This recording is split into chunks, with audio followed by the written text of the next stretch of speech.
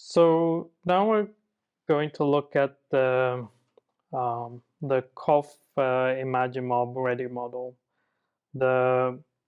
Essentially, we're going to look at how to get the hex file for the Ready Model, deploy it on the AI evaluation kit, run it and test it in real time, and also where does the cough model bring value. So let's move to the Models Toolbox programmer. You can also use the Cypress programmer. And first we're going to connect to the AI evaluation kit. First we're going to navigate to the right model. So I have this hex file for the cough detection. I load in, and then I connect, and then I program my device.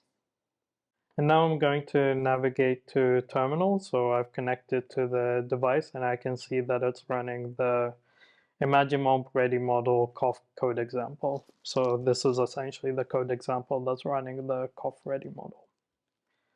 And now you can see that I'm talking and the model is not reacting. But I will now play some cough sounds, and then we'll see the prints.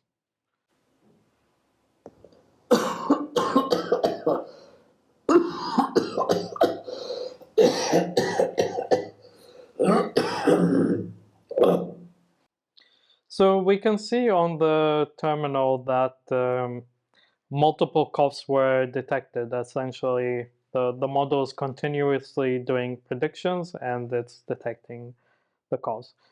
It's also showing a timestamp, and this timestamp shows how much time has it been since the start of the program. So we can see at the time 1 minute and 6 seconds that a cough was detected, again at 1 minute and 8 seconds, etc.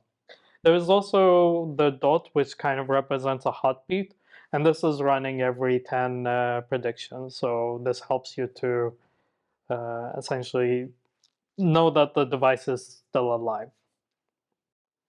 So what is the point of the cough model? There are a number of applications you can actually utilize this. One is in healthcare. So for example, in-place aging.